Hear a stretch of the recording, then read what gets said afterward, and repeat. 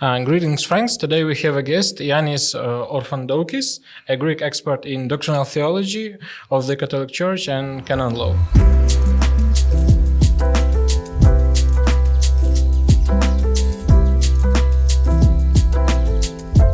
Greetings, Ioanis. Thank you very much for the invitation. And today we are on Radio Treba, and we're hearing about our podcast, community making and community development. And first thing that I want to speak about with you, Ioanis, is I know that last month you've called on a World Council of Churches to expel the Church of Russia from its ranks after violating of fundamental values of Christianity. And first of all, I want to say thank you for that. I really appreciate that. And second is the question, how did you understand that it needs to be done? What did motivate you to do that? In first, we have to understand something. I didn't ask the expel of the Russian church. I asked the expel of any institutions that is connected with the Russian church, including those that they are established in Ukraine. So it's not only the problem of expelling the Russian church from the World Council of Churches as an institution in Russia.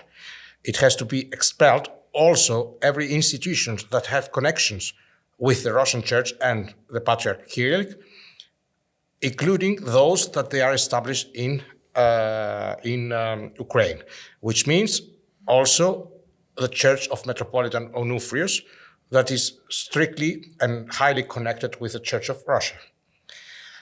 On the second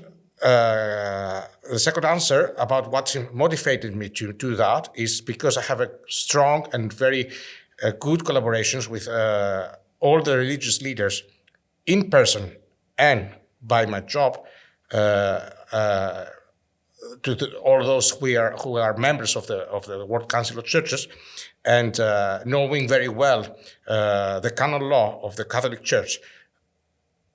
We have to say that, but I have to say that the Catholic Church is not part of the World Council of Churches, but it's participating in many committees, and that gives me also the opportunity, since I have a strong relationship with the Ecumenical Patriarch and the Greek Orthodox churches around the world, like say Alexandria Patriarch, the Church of Greece, Ecumenical Patriarchs as well, and all those kinds of institutions that support the canonical status of the Orthodox Church, gave me the opportunity and to speak to them, to speak to the assembly, and to send a letter to the acting general secretary to start all these procedures that has to be done to expel it, because the Russian Church under the institute and under the constitution of the World Council of Church doesn't belong anymore.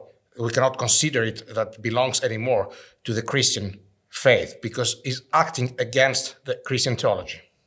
Mm-hmm. Okay, thank you. And second question on that is, I know you're involved in many ecumenical movements, and probably you had like a lot of colleagues or maybe friends from Russia. So was it hard for you to break off the relationship? When I started studying in my life, and that was in the University of Fribourg in Switzerland. After that, it was in the University of Thessaloniki. And after that was in many institutions around the world, theological institutions. I never had friends from Russian Church. So it wasn't a choice of friends or truth? No. Okay. I was, from my early studying years, I was against Russian Church.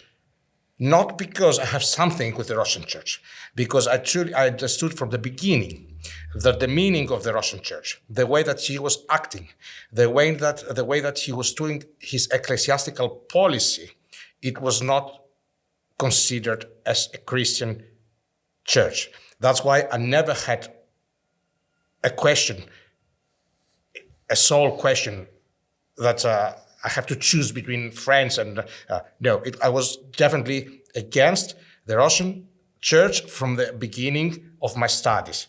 I'm 44 now. I studied a lot of theology in my life, and since I was 18 years old, I was always saying that. And that's why I just let them on the other side. I didn't want to have any involvements with them. Okay, I understand. Thank you.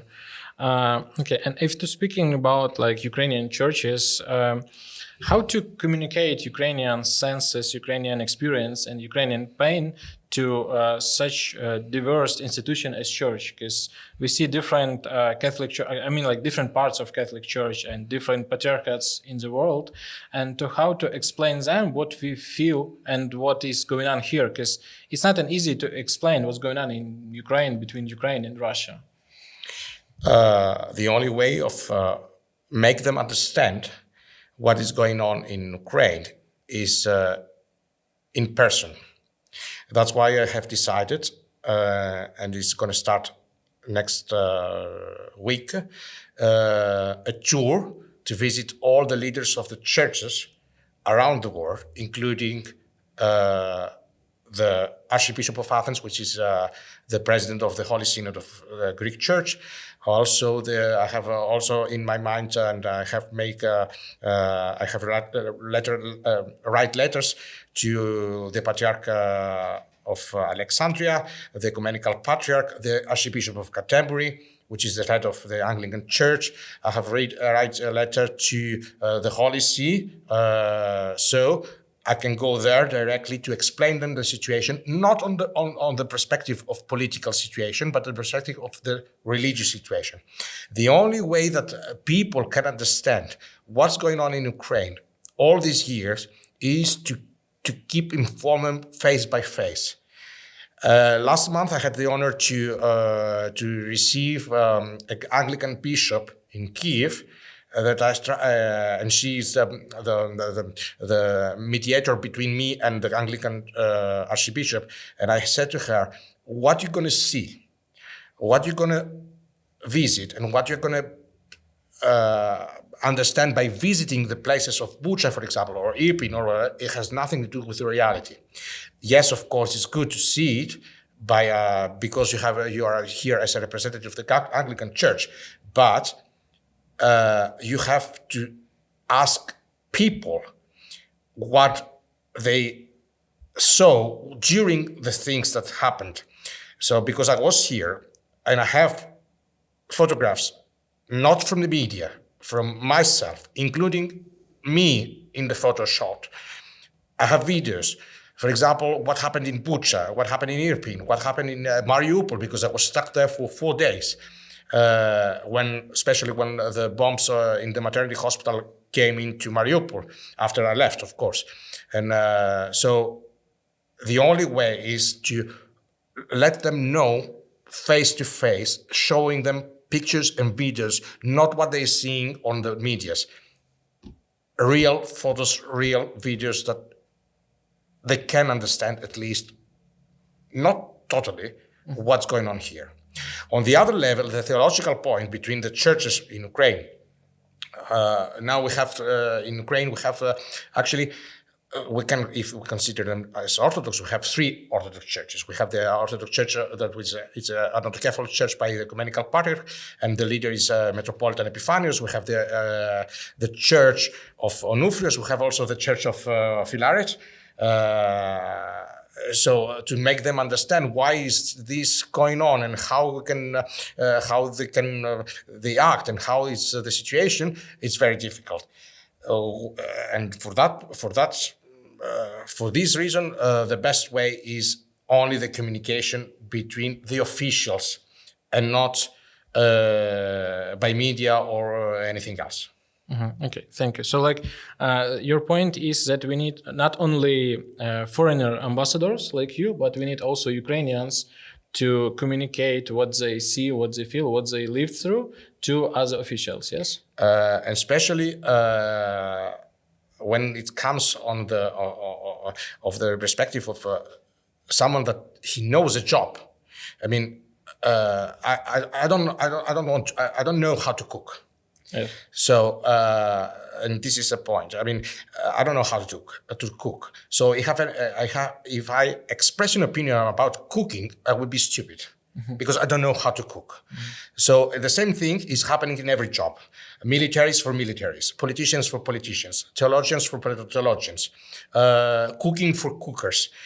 That's why we need people to understand to the all world by their job and by their expertise on the level of their expertise, because everybody is not able to understand everything. I'm here to help, but I cannot speak as a soldier.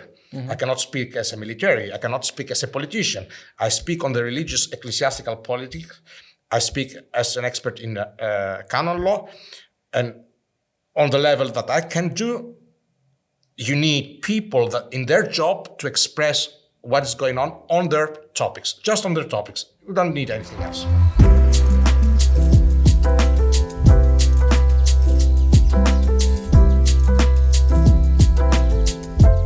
Speaking about like 3 Orthodox churches that you spoke, I know that if I'm correct, Jose Casanova, he brings the term denominationalism.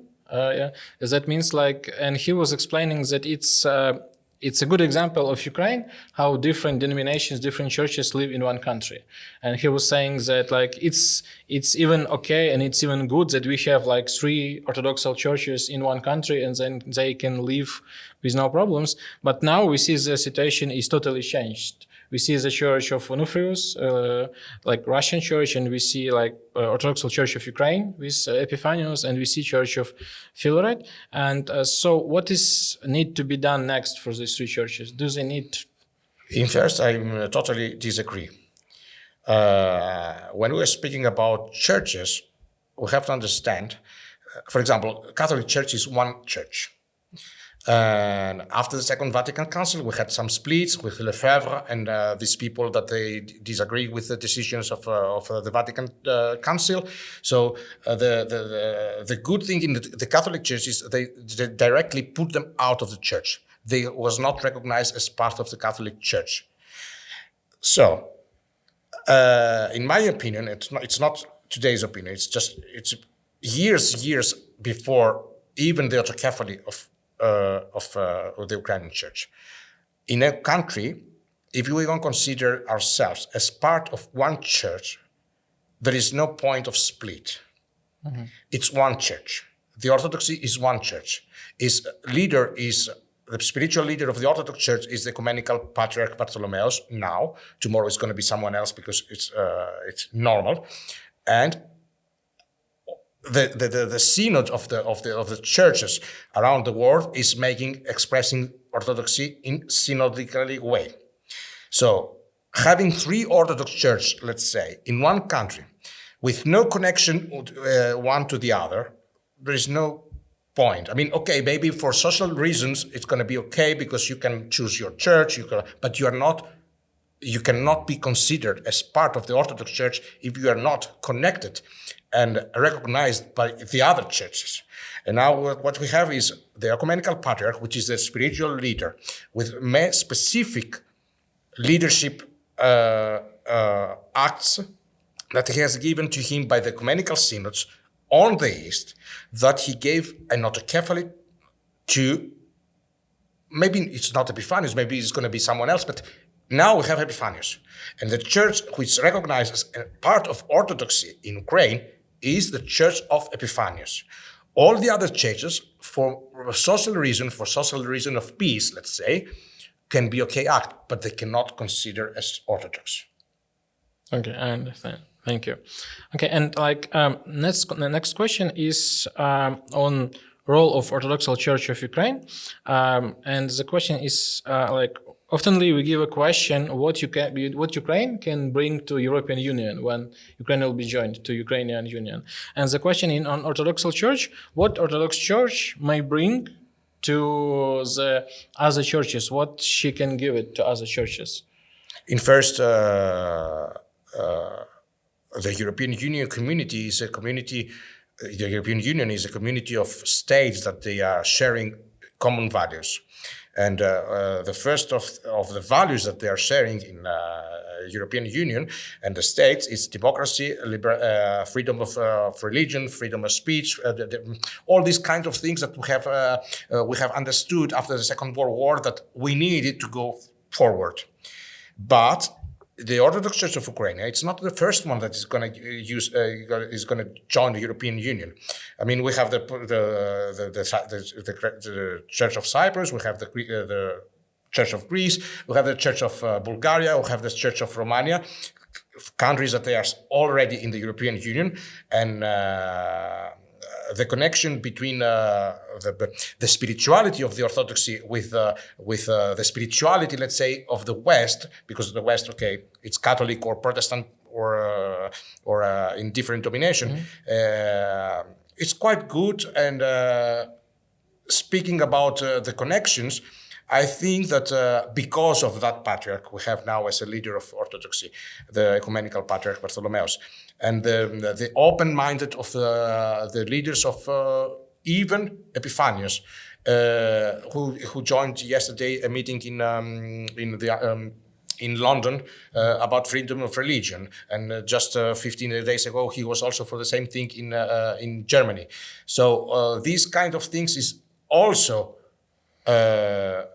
attached to the European mentality and the European Union ways of socializing.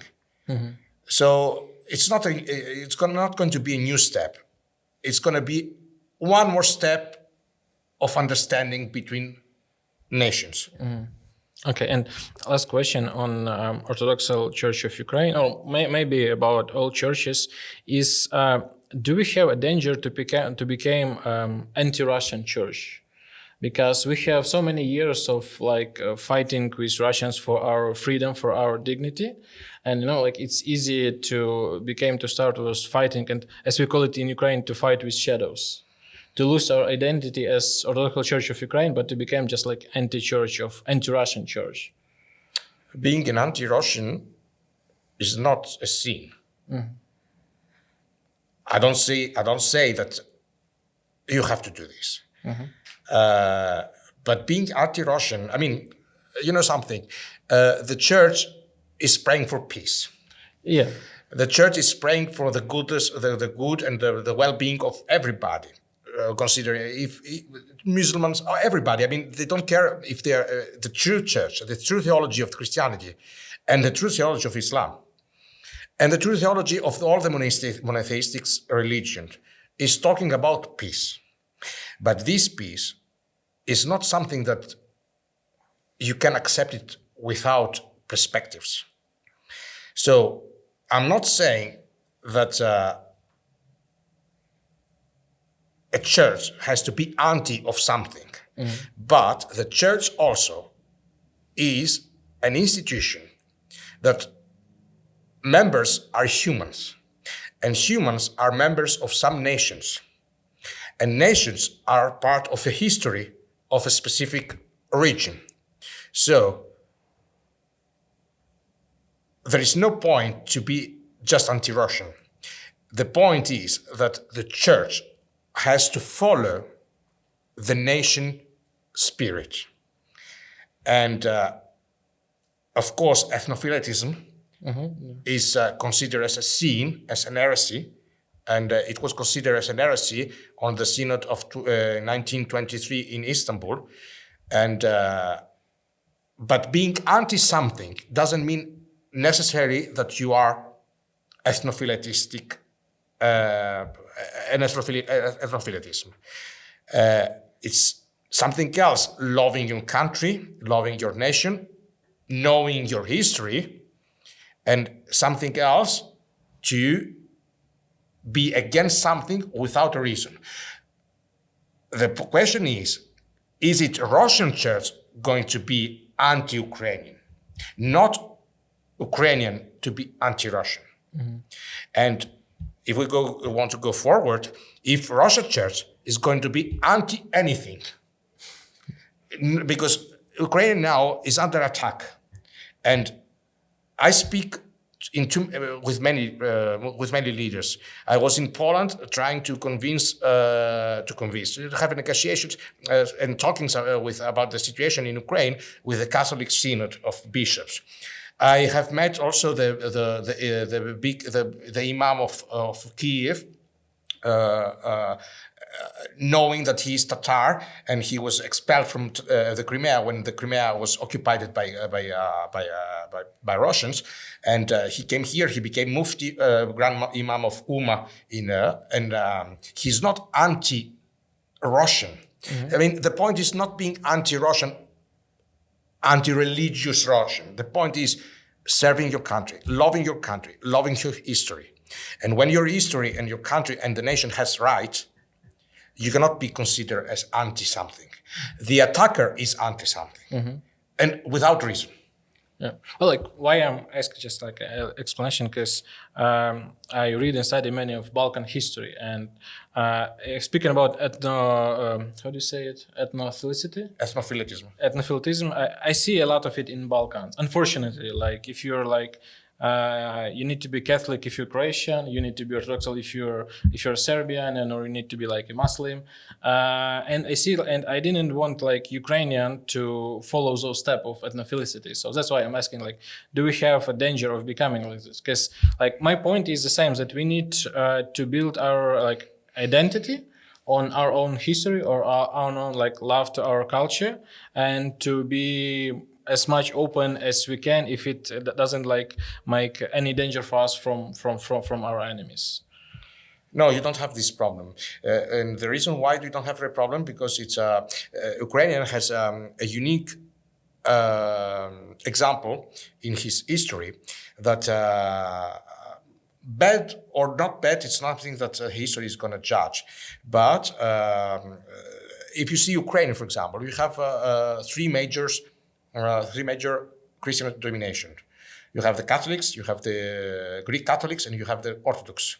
Also, you have inside the state, you have also a good Muslim community, and also you have the Jewish community. All these years, 30 years now,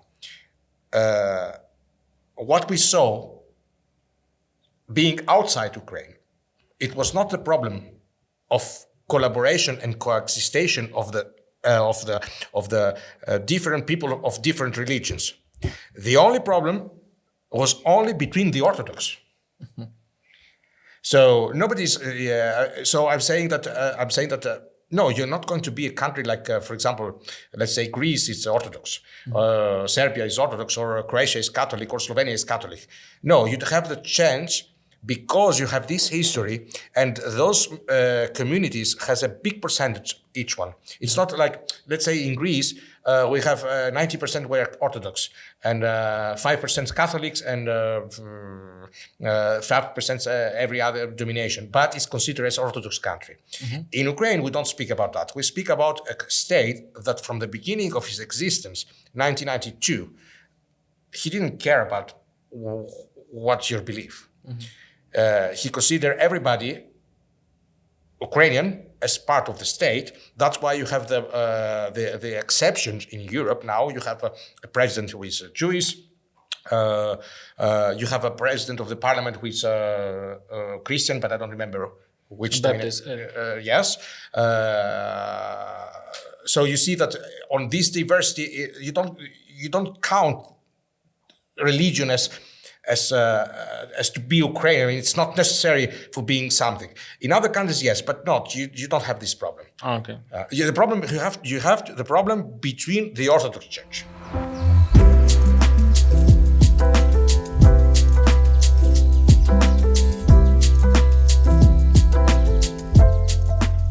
Speaking about like communities itself, and what do you think is the most important about in church communities? You have to be a bit more specific, because this question is very general. I mean, okay, speaking like about our auditorium, who are parts of some, let's say, volunteer communities, and some of them are familiar or not familiar with church communities. So we're speaking more about like, it's out of records, but like I know it's a general questions, but it's for like volunteers and unchurched youth. So like, what is the main for in church community for them? Like, can you explain it in a few words? I would like. I have no answer. Why I don't have answer? Because since Ukrainian is in a very difficult situation according to the Orthodox Church, I will give you an answer saying an example. The Catholic Church, 1985, started, I think 1985, start with the World Youth Week program. The two first World with Youth Week was in Vatican by St. John Paul II. And after that, we started to have these festivals of youth as volunteering the church around the world. The last one, not the last one, the previous before COVID was in 2016 in Cracovia. And this is a good example for youth to participate spiritually, voluntarily, canonically, synodically in the life of the church. It's a very, very good example. And I'm talking about the Cracovia World Week Youth because I was coordinator as well, because I was not youth, but I was coordinator because I have also participated in the past. It's a good example because it's very near to you, and you have you can have example and you can have connection and how this worked. And if we are talking about the future, for me, I would like to see an interreligious week of youth in Ukraine, because he has the standards and the way to do it, because you have youth from every knowing religion around the world in big percentage. Oh, because I'm asking about that because I know.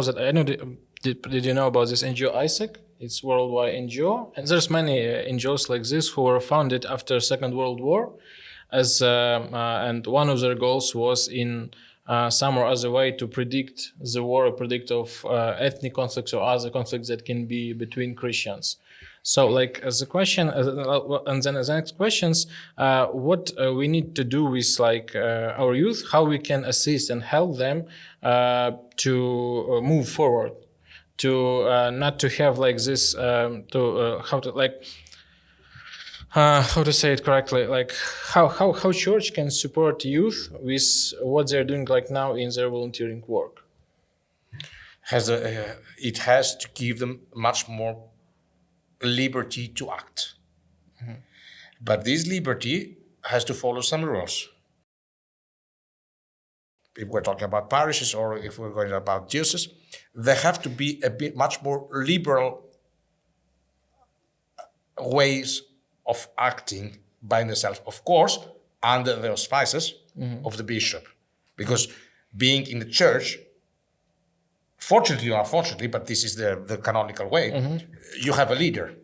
Maybe local leader, maybe the parish, the priest on the parish is the local leader. After we have the bishop or we have the synod, nothing is going to work outside the synod. But giving them opportunity to collaborate together, to make things together, to act on general. And you know something, the Orthodox Church is much more conservative to that. The Catholic Church has shown what I said to you before with the World Youth Weeks.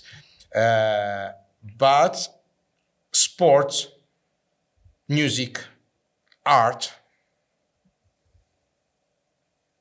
volunteering with special reasons is one of the things that the youth has to have much more liberty to act under the auspices of the local bishop. Yeah, I understand. Because I know, if I'm correct, that Catholic Church they call it UCAT. It's like youth catechism, so they're like... Yeah, but speaking about catechism, it's not part of voluntary job. Catechism is something that me as Catholic, you as Catholic, goes to church to find out what the church theology is saying about certain things. So yes, because in the Catholic Church we have the catechism for the youth, we have the catechism of the marriage, we have the catechism of many things. But this is according to their... each church about his catechism. Yeah, but what I'm saying, like, from my point, what I see is Catholic Church tries to speak with youth by their own language.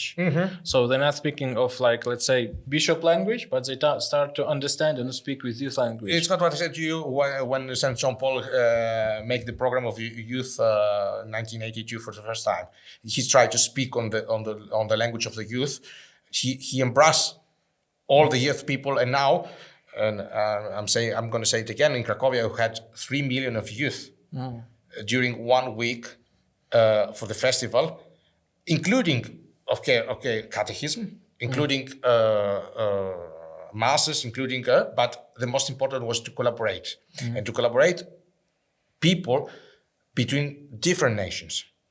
A youth from Argentina, for example, who grew up in Buenos Aires, has nothing to do with a Catholic who grew up in, let's say, I don't know, Armenia. But the main topic is to bring them together for collaboration. And what is collaboration? To not see what the flag of the other is, but seeing in his face another young person, which is also person by mirror from God. And this is the most important. If the religions are stopping putting bans, because we have that, unfortunately, till now, even if we don't agree on we deny it, we have bans. And if the religions put out those bars and try to connect together, the world is going to be better. And the world is going to be better by youth, not by the old ones, because the future belongs to them. Okay. Okay. And next question, few questions is concerning ecology, how to say, because I know Patriarch Bartholomew is very, how to say, pro-ecological. And like first question is, I know that you have dogs, yes? How many do you have? 4. Oh, 4. And did you travel with them or they are staying in home? It depends on the travel, but on general, because this time, of course, I traveled with them because I decided to stay in Ukraine for a long time, so I couldn't leave them.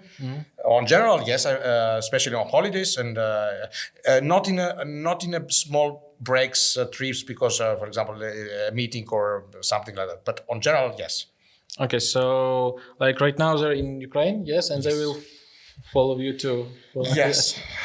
Okay. And like what I want to ask you about like ecotheology, because is it like something new or is it always that have been? Because we didn't spoke about ecology a few decades, but now we're seeing that this topic is arise and becomes more popular between I don't think that it's a new idea of theology. Ecological items is part of theology just because the ecosystem is part of the creation.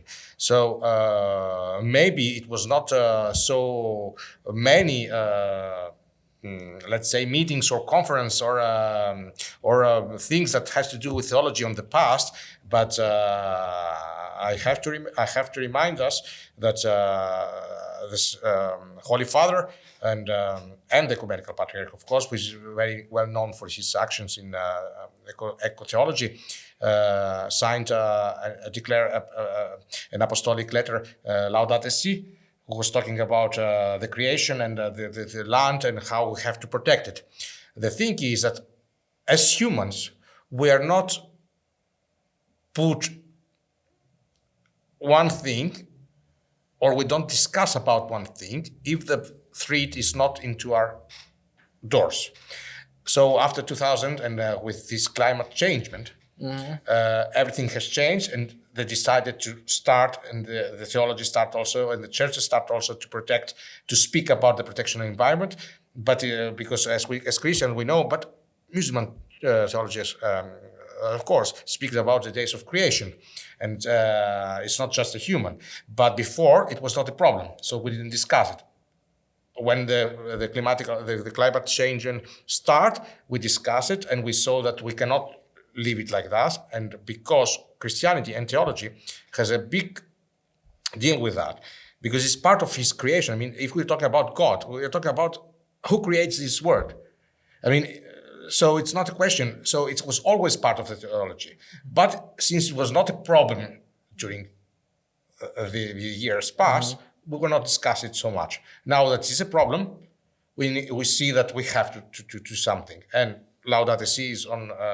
It's an apostolic letter that is on this perspective, and of course all the forums and the conference that His Holiness the Ecumenical Patriarch has done from 2000 after the Vosporus conference and blah blah is on this road. So it's But like it was always part of theology. It's not something new. It's not something that the Taliban of Orthodoxy or Catholicism would say neoterism. It was always ecological issues are always on the center of the Christian theology, and it was in the center of the Christian theology. Don't forget that we have in the Catholic Church, for example, we have Saint Francis who was speaking to the nature. He was speaking to the trees. He was speaking to the animals as part of the creation, as part of what God gave us as a gift to this planet. On the other level, we have also Orthodox saints that they were speaking to animals. They were speaking to trees. And so it was always part of theology. It's not something new. yeah, that's like what I think is important to say, that like church is not always behind. She's forwarding some soldiers. I do think that churches, Christian theology, not speaking about churches because church is something institutionally in humans way of. But Christian theology it was always forward, even on the level of birth, on the level of development. It was also in forward. Okay, thank you. So probably that was last question of mine, and I would like to say thank you for that you have been with us, and you was on Radio Treba on a podcast of Communities of Development. Thank you. Thank you so much. Thank you very much. Slava Ukraini.